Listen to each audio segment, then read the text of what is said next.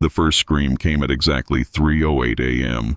It came again the next night, and the next, always from the same room. The patient had no history, no name in the ledger, no birth on file.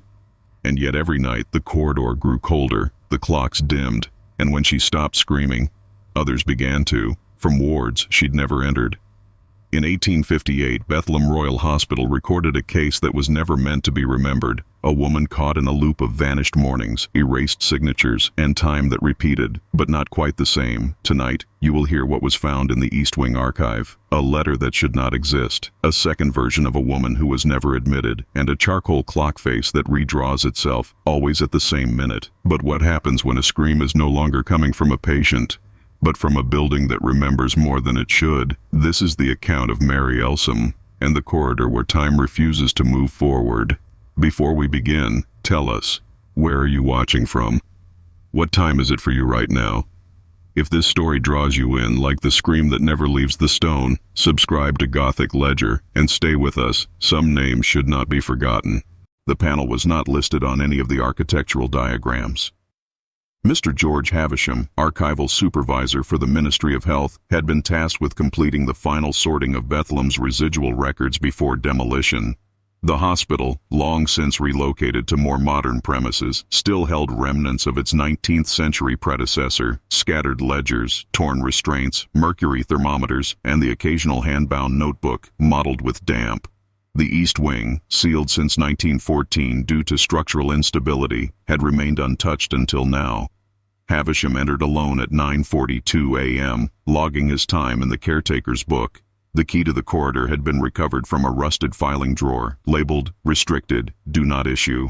The air was colder inside. A flat, chalky scent lingered, plaster dust, dry rot, and something older. Behind what was once the dispensary, Havisham noticed a recess in the wall, 2 inches off alignment with its mirrored pair opposite. He tapped the wooden panel lightly. Hollow.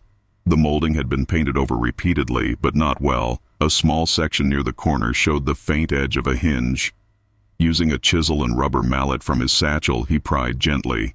The panel gave with minimal resistance, revealing a shallow cavity behind. Inside was a sealed envelope, unmarked but for a single line in faded iron gall ink, to be read if the screaming returns. The paper was brittle, yellowed from decades of inactivity. On the reverse, Dr. Elias Barrow, assistant physician, 1858. Havisham hesitated. Procedure required him to log the find and submit it unopened for cataloging, but procedure had already bent. The room was not scheduled for entry until the following quarter. The archivist was alone. No one would interrupt. He opened the envelope.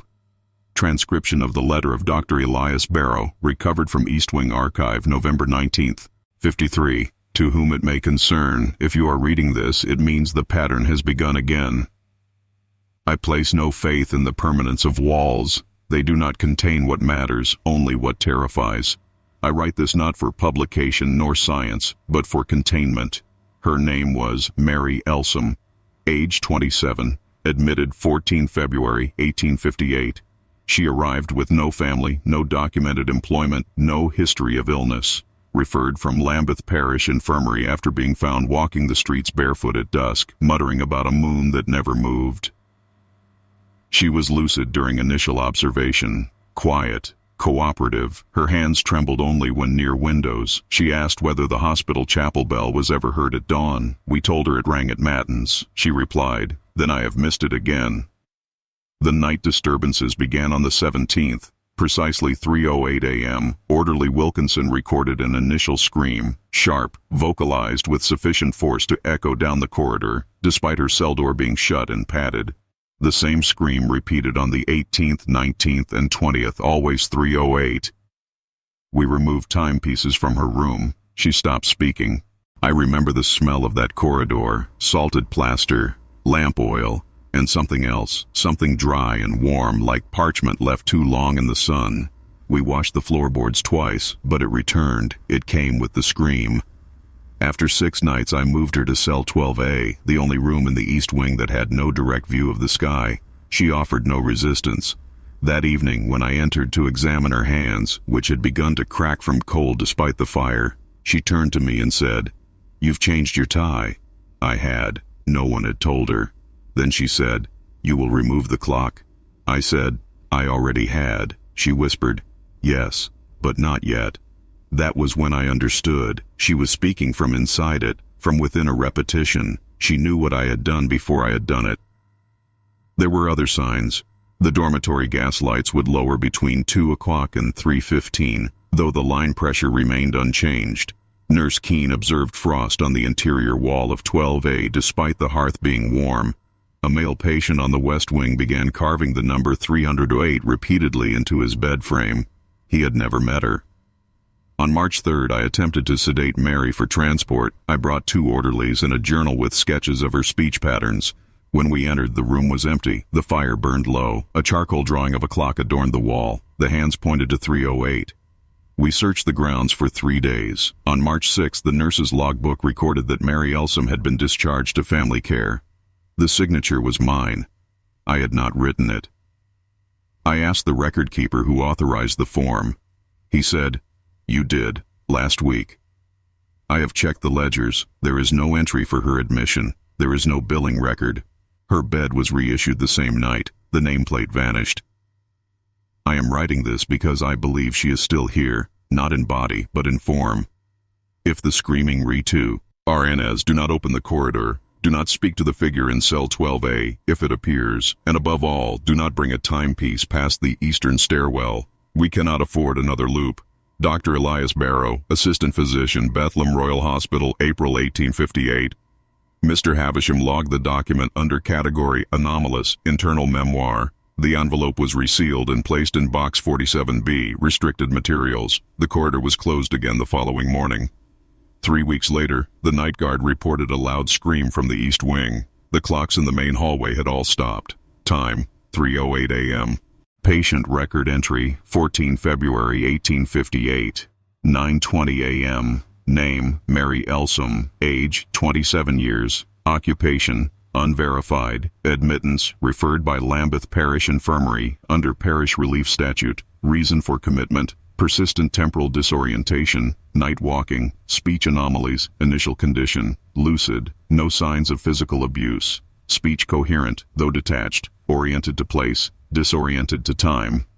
She arrived without coat or escort. Her dress was of wool, grayed by weather, hem soaked in river water up to the knee. Her hair had been cropped recently, though unevenly, and her fingernails were stained with soot and wax. A constable's note pinned to her collar indicated she had been found on Lance Street, near St. George's burial ground, walking eastward with a broken candle still clutched in hand.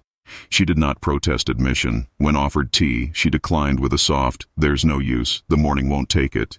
She appeared neither agitated nor sedated, only slowed as if her words crossed more distance than they should. During preliminary questioning in the admissions room, she stated the following: "I have not seen the sun since Candlemas. It sets, then I wake, then it sets again."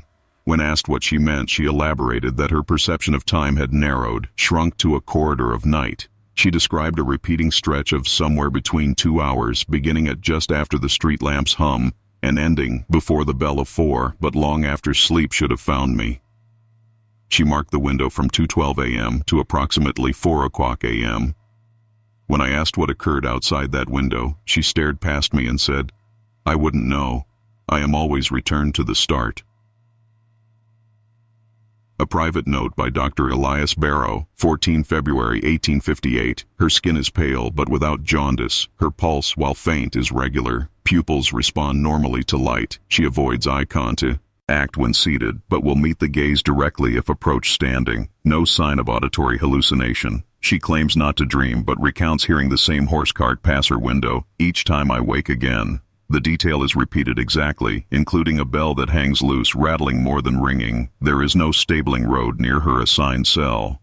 Observation log from Nurse Abigail Keene, 15 February 1858. Miss Elsom did not sleep last night, sat upright in bed, eyes fixed on the far corner, lips moving but silent. At 2:10 a.m. she said aloud, "He will drop the candle and the wax will run under the door." No staff entered or dropped a candle. There was no wax on the floor during rounds. Private note from Dr. Elias Barrow.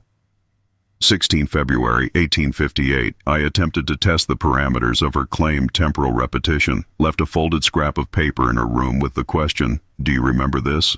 Returned the following morning. She handed it back unfolded, having written beneath the question, "I never saw it, but I knew it would be there." When asked how she knew, she answered, "Because I dreamed you placing it. But I wasn't dreaming. I was already awake. I am always awake now." I find it increasingly difficult to chart the limits of her awareness. She does not appear to fabricate. Her words are measured, her voice unshaken. She is not speaking nonsense. She is speaking consistently from a position outside the calendar. Staff report, 17th of February, 1858. Miss Elsom asked for a match, said she wished to mark the edge of the hour. Was denied. She then attempted to scratch tally marks into the bed frame using a shard from the ceramic chamber pot. 6 vertical lines with a diagonal cross stroke. When I asked what they signified, she said, "I am on my 7th loop." Private note from Dr. Elias Barrow, 18 February 1858. Brought her to the chapel during daylight to test light response. She flinched at the stained glass sunbursts and demanded to know if it was real morning or if it had been fixed to fool me. She appeared unable to recognize the time by position of the sun, claiming the light was untrue because it was not warm. Her wrists trembled during the bell toll, and she remarked, "It doesn't ring anymore. It only chimes where I was." Staff note significant drop in temperature surrounding her cell between 2 o'clock a.m. and 4 o'clock a.m., unexplainable by open windows or weather. I confirmed with the porter. The hallway outside her door registers colder to the touch than any other in the ward. Unscheduled entry. Patient observation log, 19 February, 1858, 3:08 a.m. Loud vocalization recorded. Female voice sustained for 7 seconds. Matches profile for Miss Elsom. Duration and pitch match previous night. Time of occurrence, 3:08 a.m. No staff reported provocation or disruption. A fragment from Nurse Abigail Keene's diary. 20 February 1858. I sat with her tonight. She did not speak for nearly an hour. When the clock in the west wing chimed 2, she turned to me and asked, "Do you believe night can wear out a person? Can it take enough of you that the sun doesn't recognize what's left?" I said nothing. She nodded and lay back down.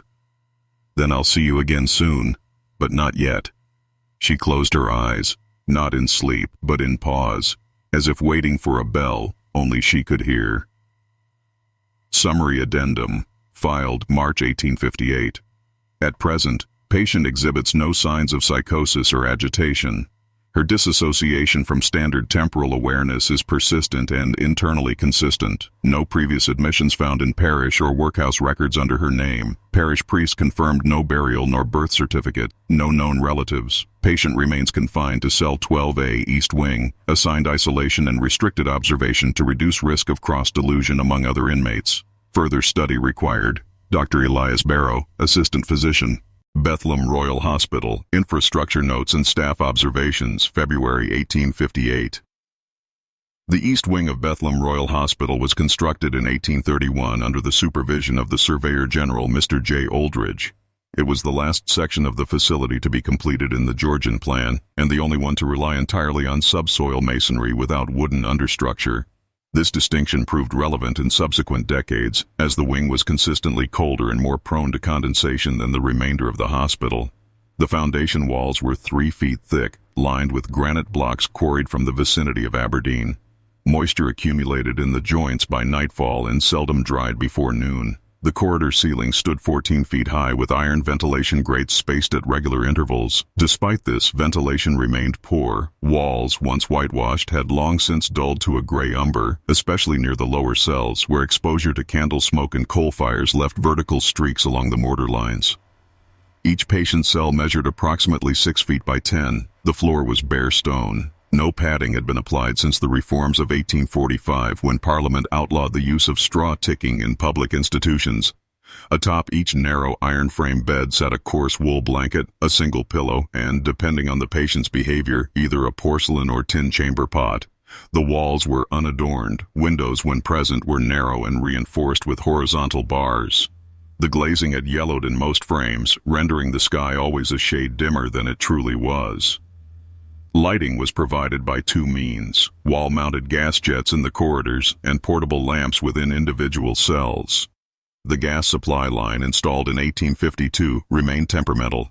Pressure fluctuated inexplicably after midnight, and the easternmost valve required near-deterrence. Ailey relighting. Staff reports note the habitual sputtering of the flames and a faint odor of oil, even when the jets were closed. Several attendants remarked that the lamps cast doubled shadows across the walls, though no structural cause was identified. The temperature in the East Wing was observed to fall several degrees below the rest of the hospital each evening. Thermometric readings taken at 11 p.m. recorded consistent lows between 42 and 45 degrees Fahrenheit. Coal allocations were increased temporarily for this wing during the winter of 1858, but patients continued to report cold even in rooms with lit hearths. One remarked, "It is not the air that chills, but the stone." Nurse Abigail Keene, in an internal memorandum to the matron, suggested the cells in the East Wing were unsuitable for patients suffering from melancholia or disturbance of sleep, citing the following observations: persistent damp on the inner surface of the cell doors, gaslight irregularities, particularly the dimming and relighting of the same fixtures without staff interference, auditory phenomena, including a high-pitched tone audible only after 2 a.m. in cells 10 through 14, increased anxiety among new admissions within 3 days of transfer to the wing. Her recommendation that patients with disordered perception be relocated to upper halls was acknowledged but not implemented. Dr. Elias Barrow, in a series of private annotations, noted the difficulty of treating temporal or perceptual anomalies within the wing. He described the atmosphere as oppressively static, with certain patients complaining that time passed slower after sunset. I have examined 4 cases now wherein the subject asserts that clocks no longer strike within hearing. One man refused to eat unless he could hear the bell of the tower. Another claimed he had not slept since Tuesday, though records show he was sedated twice. I no longer believe the wing simply induces delusion. I suspect it exaggerates what is already present, some architectural sympathy for decay of the mind. Cell 12A, where Mary Elsom was confined, sat at the end of the longest corridor. The stone floor sloped gently downward, enough that water pooled near the threshold during heavy rains. The cell's window was the smallest in the building, facing a blank brick wall 12 feet beyond. Even in daylight, the chamber remained dim. During Mary's confinement, staff observed that her behavior became more structured the longer she remained in cell 12A. She ceased pacing. She no longer asked for the hour. Instead, she sat near the wall with her hands folded and eyes fixed on the gas lamp opposite. The flame flickered erratically, though inspections revealed no leak or obstruction. At 3:08 a.m. on 20 February, a member of the night watch reported a low resonance like air drawn through an organ pipe, lasting roughly 15 seconds. The sound was not audible outside the wing. Miss Elsom did not respond when questioned the following morning, but her fingernails were found stained with black soot. No lamp had been removed from her room. A follow-up inspection of the gas lines uncovered no obstruction. The floor beneath the lamp bore the faint imprint of 5 parallel lines, as if someone had pressed a hand firmly into the cold stone. The marks faded within hours. As of this entry, no further adjustments have been made to the infrastructure. The East Wing remains in use. Staff rotation has been increased to prevent fatigue and the onset of atmospheric sensitivity. No formal complaint has been raised. However, Dr. Barrow has submitted a request to relocate Miss Elsom to an upper-floor dormitory, citing environmental incompatibility with her condition. That request, too, remains unacknowledged. On the morning of 23rd of February 1858, following a second consecutive week of nocturnal disturbances, patient Mary Elsom was transferred from cell 12A in the East Wing to a quieter dormitory on the second floor west side. The relocation was initiated unofficially by Dr. Elias Barrow, whose authority in such matters remained technically subordinate to the hospital matron, though his request was neither challenged nor recorded in the formal log. The new room, cell W3, was considered favorable for rest. Higher elevation, increased exposure to natural light, and distant from the mechanical failures common in the lower wards. It had previously housed a convalescent epileptic who was discharged weeks prior. The room's gas fittings had recently been replaced, and the single window overlooked the hospital's enclosed garden. Upon entry, Mary made no comment. She sat down on the edge of the bed, placed her hands in her lap, and turned her face toward the window. A nurse present during the transfer recorded that she blinked several times, as if adjusting to a brightness she could not quite trust. By all practical accounts, the cell was neutral. The bed frame was intact, the hearth swept, and the plaster uncracked.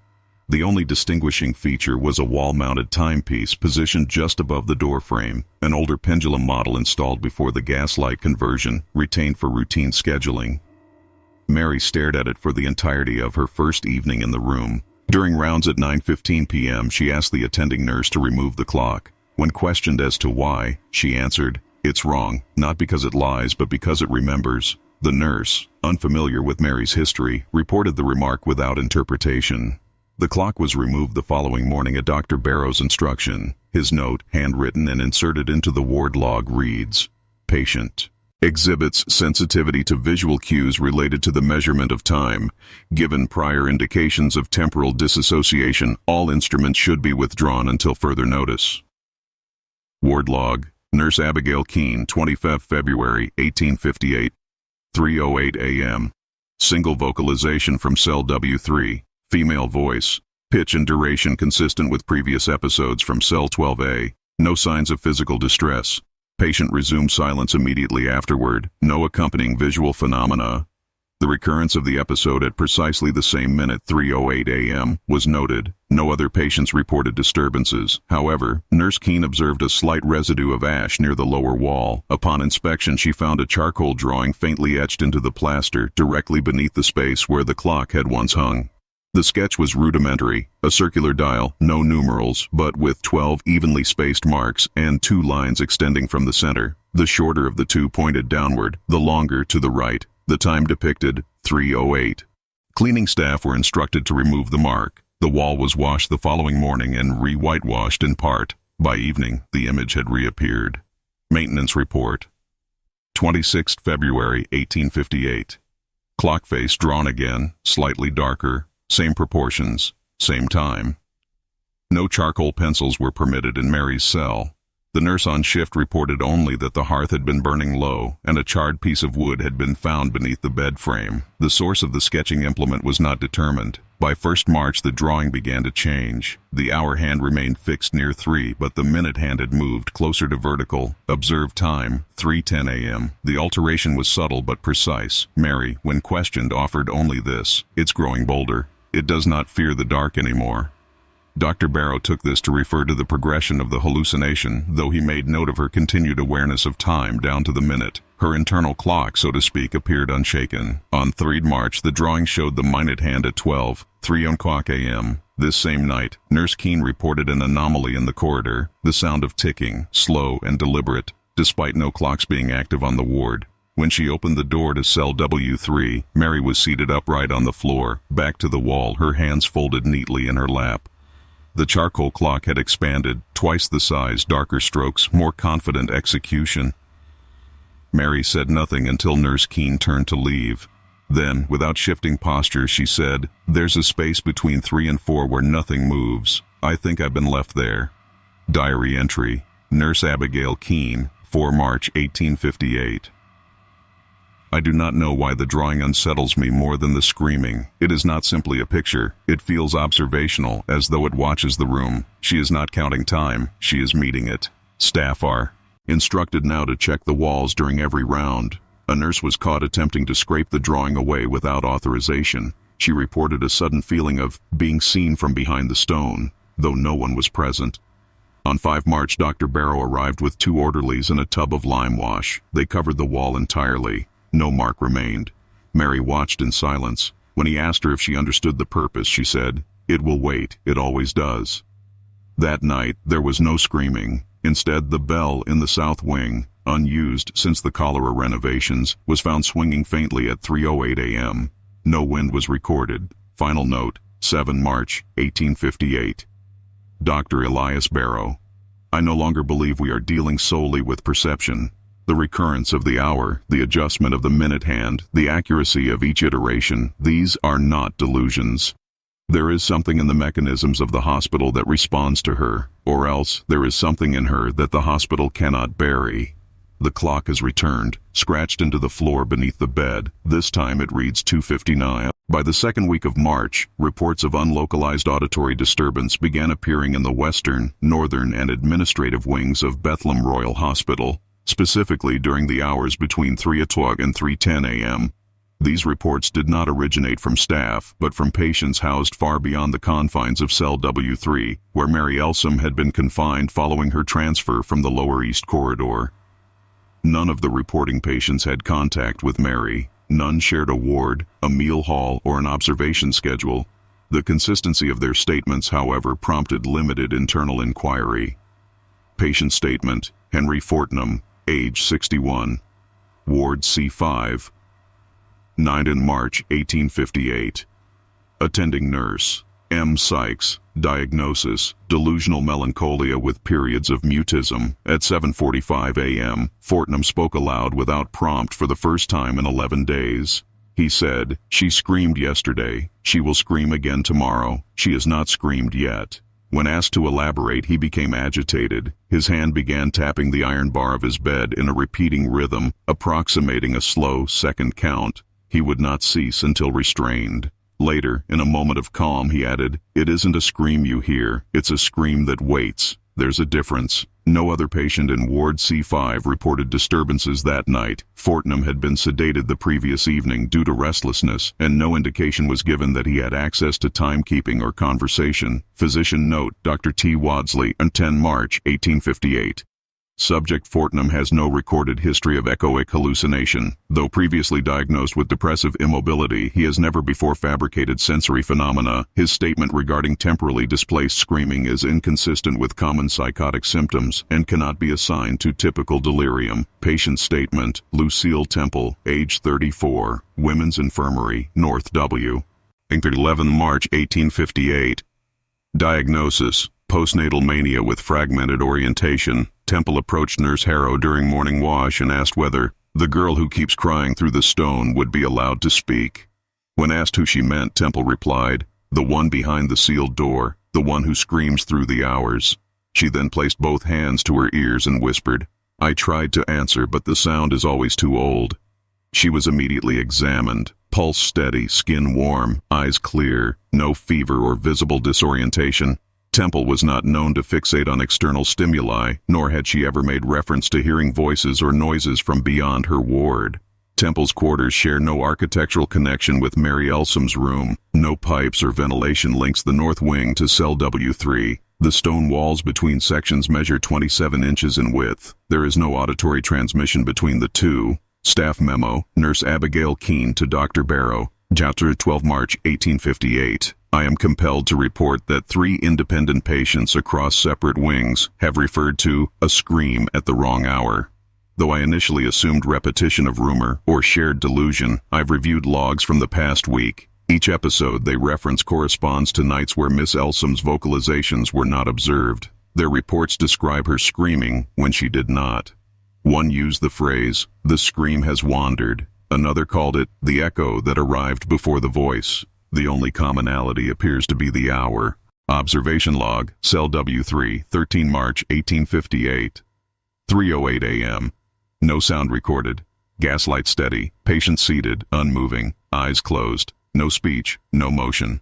However, at 3:09, a soft rapping noise was heard from the floor beneath the bed, 5 irregular taps. No pattern established. Sound ceased upon approach. Floorboards inspected at 4:12 a.m. No damage observed. Patient statement: Thomas Clay, age 47, Ward B1, 14 March 1858. Diagnosis: occupational exhaustion with mild speech disorder. Clay reported to morning staff that he had been kept awake by a woman repeating her own scream backwards. When asked what he meant, he mimicked a dry, raspy intake of breath, followed by a slight hiss, as if the scream had been played in reverse. When asked how he knew it came from a woman, he answered, "She's caught in the echo. It's not the scream that repeats, it's the place it came from." He then claimed the sound had stopped before it started. Nurses on night rotation reported no such disturbance on the ward. Architectural review, substructure maps west and central wings, March 1858.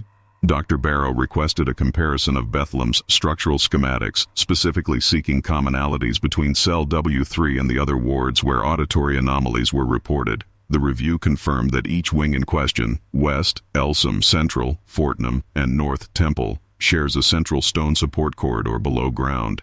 This corridor, originally used for coal delivery and disused since 1850, was sealed with iron grating after partial flooding during the spring thaw of that year.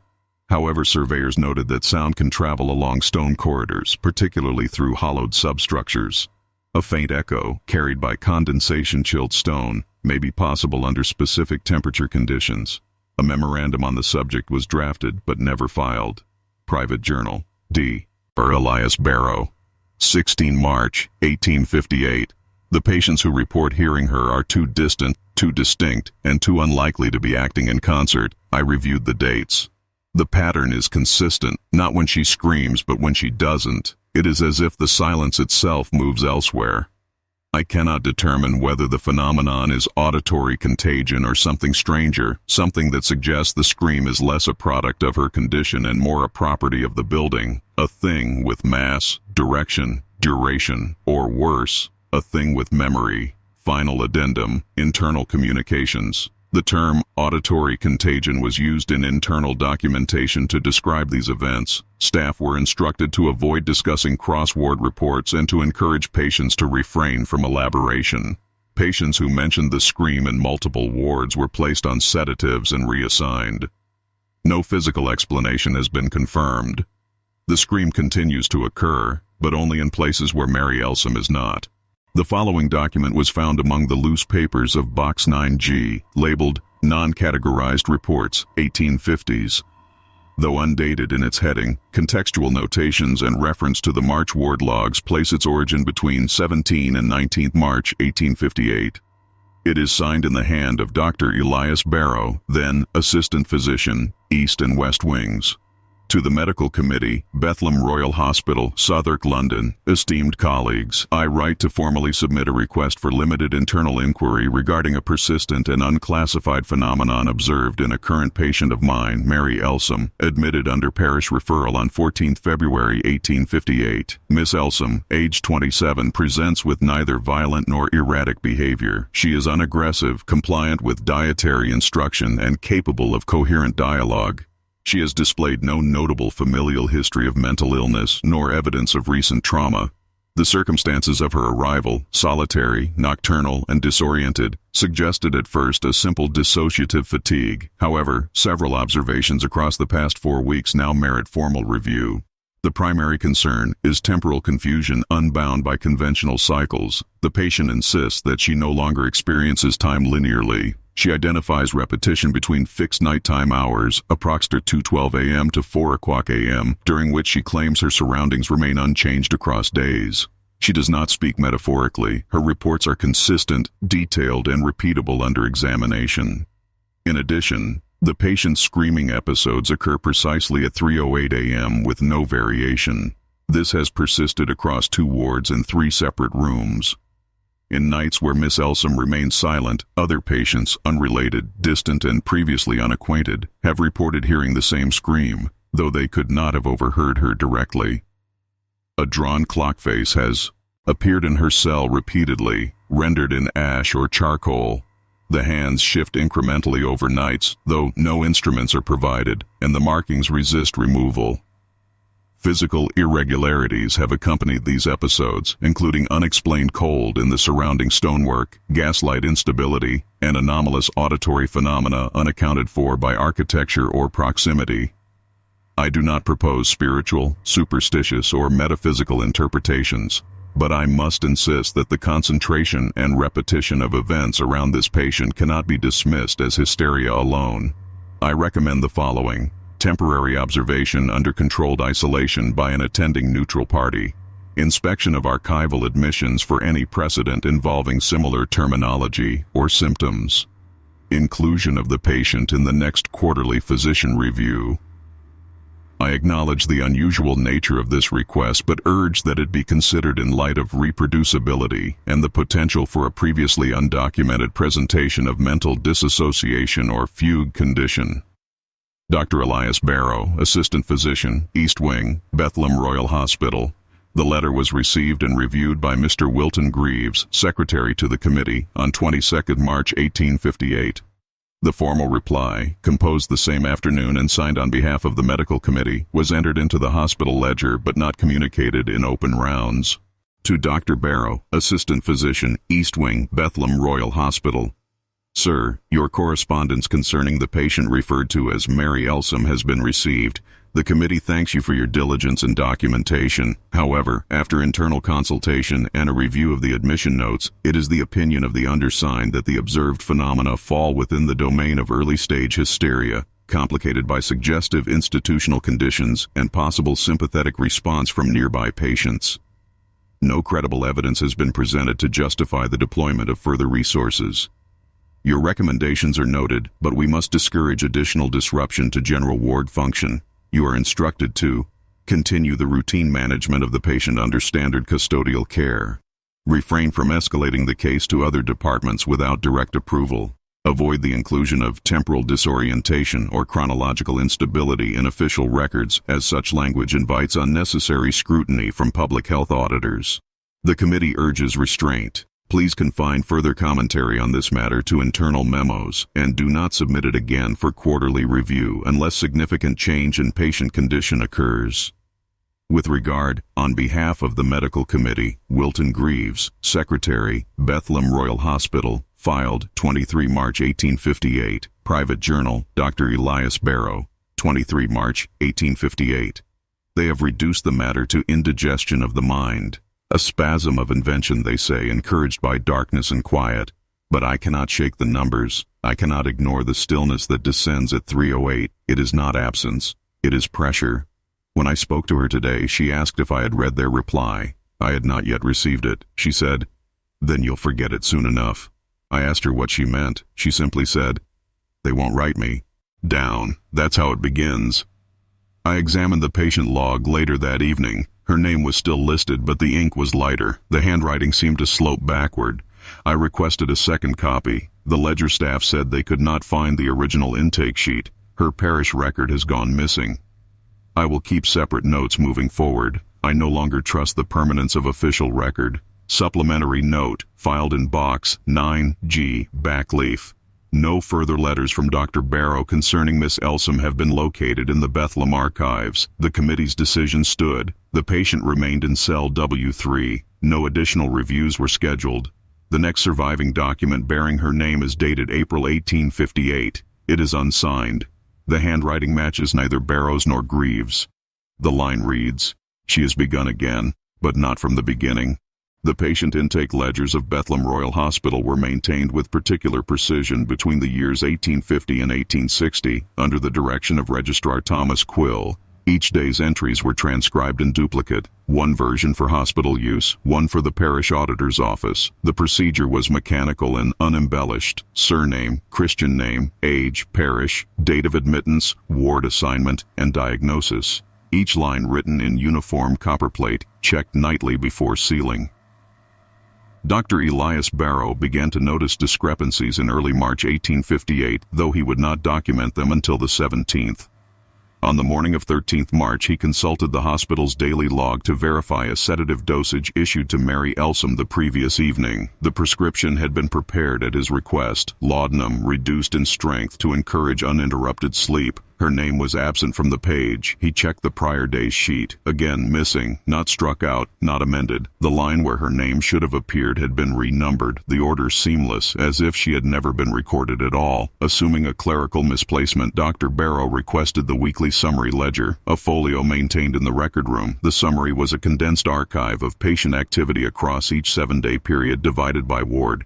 Its function was practical, not narrative, no diagnoses, no incidents, only names and numbers. He turned to the western wing, second floor ward, cell W3. No entry for Elsom Mary, no gap. The row beneath Elder Margaret transitioned directly to Evans Clara. When asked about the omission, Registrar Quill replied, "No such patient was ever admitted."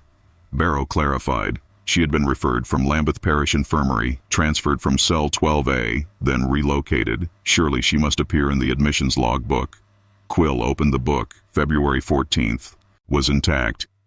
52 entries. No Elsom, no referral slip. The folio bore no erased markings, no torn pages.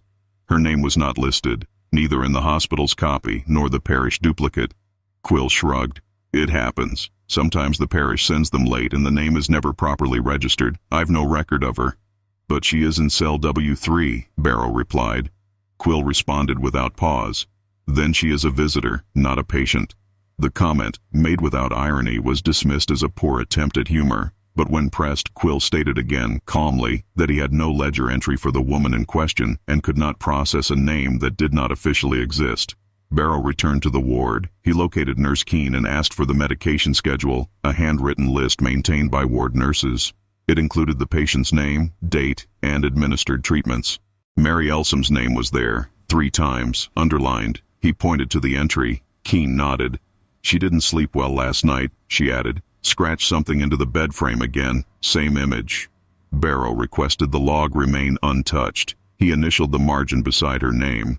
That evening the sheet went missing from the nurse's desk. It was not found in the laundry pile or among refuse. A fresh log was started. Mary's name was not included. Private memorandum, Dr. Elias Barrow, 18 March 1858. This morning I opened my own notebook to review progress. Her profile was gone. Where I had written it, 3 pages beside Fortnum and Temple, there was only a line drawn through the header. No date, no ink spatter, simply nothing, as though the pages had aged without record. I do not remember crossing it out. I do not remember deciding to forget.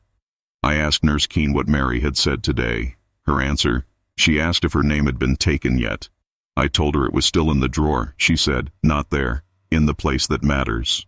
Maintenance request filed, 19 March 1858. Location, cell W3. Issue, drawer in bedstand locked from inside. Unable to retrieve logbook. The drawer was forced open with a file key. Inside was a folded paper. The missing nurse's log. Her name had been erased, not struck through. Erased. The surrounding names were intact. The gap between Elder and Evans now blank, the numbering adjusted to compensate. That afternoon, Barrow met with the matron to reconfirm Miss Elsom's original referral. The infirmary record, originally held on site, had been misfiled. The envelope with her intake form, identification, and parish information could not be located. The admission tag pinned to her dress had been incinerated with the March laundry batch. Unsigned note discovered in the margin of Ledger 5B. Names are not safe here. They spoil too quickly. On the morning of 21st March, Barrow attempted to re-enter Mary's name manually into the log. He used a quill, black ink, standard formatting, Elsom, Mary, age 27, referred 14 Feb in Ward W3. When he returned that evening, the ink had faded, not blotted, not wet, but faded as if sun-bleached. 3 pages in the same ledger retained their entries. Hers remained unreadable. He rewrote it, pressed harder. The same result followed. Journal, Nurse Abigail Keene, 22 March 1858. Dr. Barrow asked me today if I could remember the sound of her voice. I answered yes, of course I could. He looked relieved, then asked, do you remember her full name? I answered, Mary, and stopped. There was nothing else. The sound of her surname felt distant, as if I had not heard it spoken in years, though it had passed my lips a dozen times this month. He nodded slowly and said, that's how it begins. Conclusion. As of 23 March 1858, there is no formal record of Mary Elsom's admission to Bethlehem Royal Hospital. Her name does not appear in the ward logs, admission records, patient inventories, or parish correspondence. Yet witnesses recall her presence. Staff recall her voice. Her cell remains occupied. Her drawings, those of the shifting clock, persist. The hospital has no policy regarding the management of unregistered persons who refuse to disappear. The following entries were transcribed from a recovered personal diary attributed to Nurse Abigail Keene, one of the night matrons assigned to the women's upper ward at Bethlehem Royal Hospital. The diary, unlabeled and bound in red cloth, was found in a linen chest during the institution's archival consolidation in 1936. It bears no official stamps and was never submitted as part of the hospital's clinical or administrative records. The handwriting is consistent throughout. Ink fades in places but remains legible. All pages dated March 1858 correspond to a period in which patient Mary Elsom is no longer acknowledged in formal ward documentation. The entries appear below in edited form, without alteration to spelling or structure. Private diary, Nurse Abigail Keene, March 23, 1858, 3:40 a.m. Tonight I brought the warming stone to cell 12A out of habit. The patient logs no longer list a name for that room, but I have never known it to be empty. I've brought her tea each evening since her first arrival in February. She remains seated in the same corner, legs drawn up, back to the stone. Her eyes are open. They are always open. When I called her name, she did not speak, but she turned, slowly, and blinked once. She recognized me. I placed the stone beneath her blanket. It felt wrong to ask if she had slept. We both know the answer. March 24th, 4:10 a.m. Mary spoke tonight. She asked whether I had noticed what they've done to the sky. I told her I wasn't sure what she meant. She said, "It's too still. The stars are fading, not moving. They've gone cold without telling anyone." I stepped closer. She pointed at the window, small and narrow, barely a slit in the granite. No light came through. The moon was meant to be visible tonight. "There's no light left in the stars," she said. "They've all forgotten how to rise." I said nothing. She closed her eyes and added, "Tao, hey, want me to forget too? But I wrote my name under the bed. Even if the books don't remember, the floor does. Tomorrow I will check beneath the frame." March 25th, 3:12 a.m. I brought a lantern tonight. I shouldn't have. The corridor is meant to remain dark between rounds, but I had to see. Under the bed, scratched into the stone, not with ink, not with charcoal, was the name, Mary Elsom. Each letter carefully carved, not deep, but deliberate. Beside it, the time, 3:08, the same as before. I touched the stone with my finger. It was warm. Not from the room, which remained as cold as ever, but from something deeper, as though the floor itself had retained heat from a hand pressed there too long. When I turned back, she was watching me. She said nothing. March 26th, 3:08 a.m. There was no sound tonight, no scream, only stillness. When I entered the room, Mary was not in the corner. For a moment I believed the room was empty. The bed was undisturbed, the hearth unlit. But then I noticed movement on the wall near the window. She stood facing it, unmoving, her hands at her sides, eyes tilted slightly upward. I asked if she was all right. She responded, "I think the room is remembering something, but not me, something before me." When I asked what she meant, she whispered, "There were others. I feel them behind the stone." She pointed to the far wall. I made note to review the room's prior occupancy log. March 27th, 2:56 a.m. The occupancy log for cell 12A lists 3 previous patients between 1856 and early 1858. All women, all noted for night terrors and rhythmic vocalizations. None discharged, all listed as transferred. No destination given. The handwriting changes abruptly midway through the 3rd record. No author is cited. March 28th, 3:00 a.m. Tonight Mary refused to speak, but as I turned to leave, she whispered one sentence, low, like an echo from under the floor. "I'm beginning again, but not from the start." She sat on the floor and began drawing on the stone with her fingertip. There was no chalk, no ash, no mark visible, but her motion was steady, confident, as if tracing lines already known to her. I asked what she was drawing. She said, "The window, the sky forgot to look through." I did not ask again. March 29th, 3:08 a.m. There is a sensation I have never had until now, that of a room being watched from beneath, not haunted, not occupied, but studied, examined upward from the stone itself. Tonight the gaslight flickered without wind. Mary's breath misted in the air, though the room had not cooled. She stood beside the window and said, "It's always 3:08 here, even when you leave, even when you close the book, it stays." I believed her. March 30th, 4:15 a.m. I made a copy of the ward log and wrote Mary's name into it by hand. By the end of my shift, the ink had faded. Only the pressure of the pen remained.